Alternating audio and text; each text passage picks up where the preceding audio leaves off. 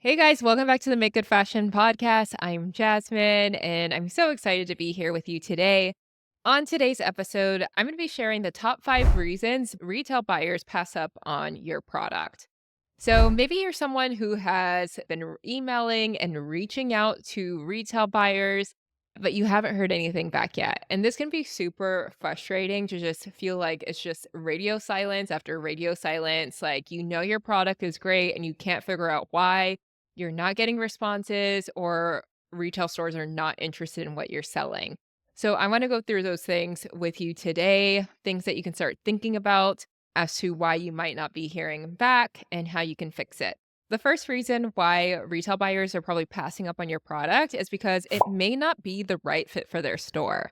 Are you guys aligned as far as target customers go? Does your brand appeal to the same customer that this store is trying to sell to? Or is the product quality and the price point right for the retailer you're reaching out to? You got to be really strategic when you are deciding what stores that you want your brand to be in, because it's not just about what stores you like to shop at, but what stores are really the best fit for your product. You want to think about your ideal customer that you're creating for and what kind of shops she's actually shopping at, what kind of price point she is willing to spend, and be realistic with yourself. You know, like, if your product is more on the price point of a discount store, don't go for a high-end department store. You know what I mean? So think about that. The second reason why you may not be hearing back from retailers is because you have a poor presentation. Now, some of you guys have the most beautiful product, and I've seen this time and time again. The most beautiful product, if you see it in person, it's gorgeous. But maybe your lookbook and your line sheets look unprofessional, or the photos are really low quality. And this is something you really want to invest in, because your photos can really increase the perceived value of your product. And if you're taking kind of like janky looking photos, it can bring down the perceived value and make your product not look as desirable. So make sure you have high quality, amazing images on your lookbook, that you're sending a lookbook even. Sometimes people only send a pitch, or they only send their product catalog, which is their line sheet.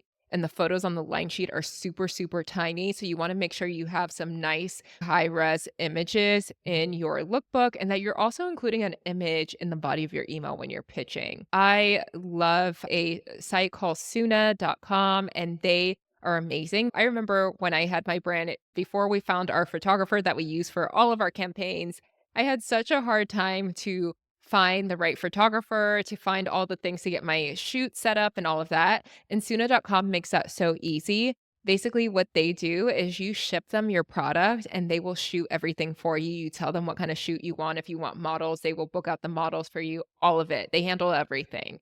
And their photos are so professional and so gorgeous. I've sent several of my students to Suna to have their product photos taken. So if you're interested in using a site like Suna to just update your catalog and your lookbook, I will include a link in the description of this episode so that you can head over there and get some beautiful photos taken for your brand and up-level your sales marketing materials. Another reason why buyers may not be interested in carrying your product is because you have no proven sales history. Although you don't have to be in stores to get started in wholesale, and everyone starts somewhere, you want to have some proof of concept, at least with your direct to consumer. So you want to make sure that you are actually selling at least through your online store, and that you have an understanding of your customer, right? Like, you have taken customer feedback and refined your product, and you know what works well, you know your best sellers, and you just have some kind of proof of concept. If you're not able to make sales, that's telling you something about your product and that you may need to refine it. Sometimes it doesn't even have to do with your product, it's just that no one knows you exist. So work on your marketing efforts, work on getting the brand name out there and getting more purchases on your online store. Do pop-up shops, in-person events, to get sales that way. And just to clarify, like, the retail stores are not going to ask to see your sales history or any of that. But what it does is it just shows that there is a demand for your product.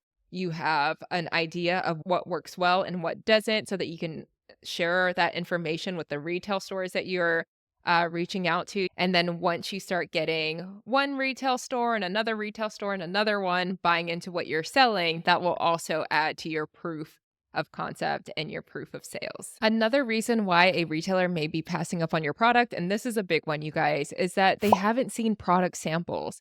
A lot of retail buyers will not place orders with you if they have not seen samples, physical samples of your product. And so you want to make sure that when you're pitching to them, you offer, like, we would love to send you some samples of the product, or you mention something like that so that they know that they can get their hands on it. Or if they request it, that you send them samples.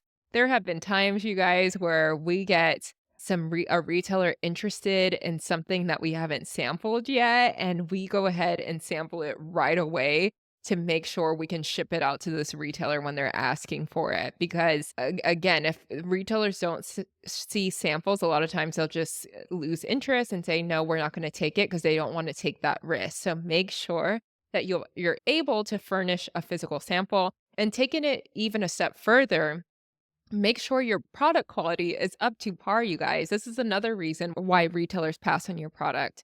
It may not be up to their quality standard. And so you want to make sure when you are sending those samples that they look their very, very best, that it just looks good. It's something that you could envision seeing sold in that store.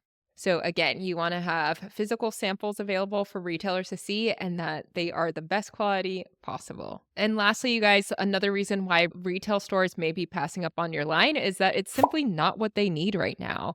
You really have to understand what a buyer is looking for at what time. And so, one way that I see brands kind of fail at this is that you are selling summer pieces during a fall buying season. So, for example, if buyers are looking to bring in fall pieces and you're selling sleeveless dresses, they're probably going to pass up on your items because they are trying to consider what people will want to buy for the fall or winter seasons. Or I'd say a certain thing is trending, they're probably going to be more prone to buying things like that. A lot of times people kind of disregard trend and they're like, I don't want to be trend based, I want to do whatever. But you still want to consider incorporating some of the trends going on, whether it be color trends or print trends, whatever it may be, because buyers do follow that. They do trend forecasts and they follow the trend forecast to determine what they're going to bring into their stores for the next season. So you want to consider that in your design process, and consider that when you're outreaching to buyers. Like, think about, what are buyers buying right now? What season are they buying for? And let's make sure that your product offering has those things within the collection. Hey babes, so I was completely done filming today's episode, but something came to me and I was like, I have to share this bonus tip because it's super important. So a bonus reason why retailers are not picking up your brand is because you don't know how to clearly communicate your brand story and unique selling points. There are so many brands out there on the market. Buyers are always looking for new brands that are doing something impactful or have this unique story to tell. For example, there was a brand that I knew of once. They were a handbag line that made all their bags out of recycled pineapple skins. So not only was this concept unique, but it was also sustainable. And so it had those selling points that make retailers want to carry the brand.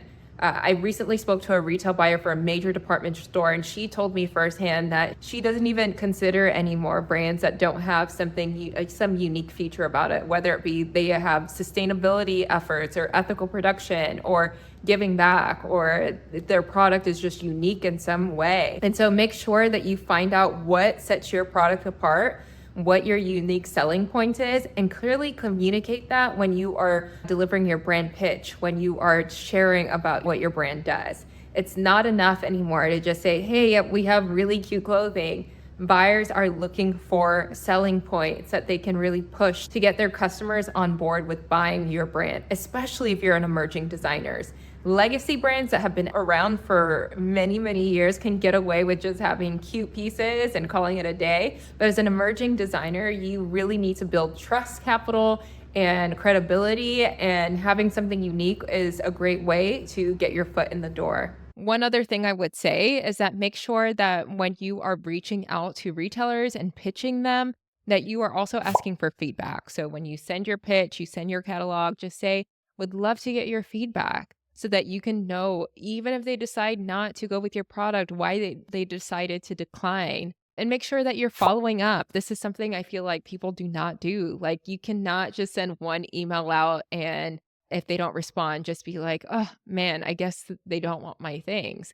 That might not necessarily be true. Buyers get a lot of pitches throughout the day, throughout the week, and you want to make sure that you stay top of mind. So make sure to follow up, whether it be following up by sending another email or picking up the phone and calling the store directly if you can find a number for the store and just asking them if they received the email you sent with your pitch and your line sheet, your product catalog, and asking them directly for feedback or if they need have any questions or would like to see any samples from there. So, anywho, I hope that was helpful and gave you some things to think about why retailers may be passing on your product. A lot of things are completely fixable. So, take the things that I shared about how to fix those things and go from there.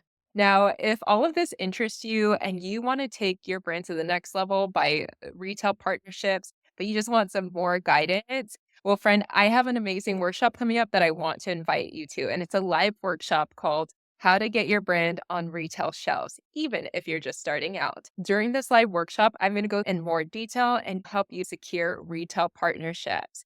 So this workshop is completely free, and I'm not going to toot my own horn, but people have had some amazing things to say about our workshops. My focus is that you actually get something out of it that you can implement in your business and that will help you to secure lucrative retail partnership. And so I would love to have you, if you're interested in joining that, go to makegoodfashion.com/wholesale to save your seat. I promise you do not want to miss this, and I hope to see you there.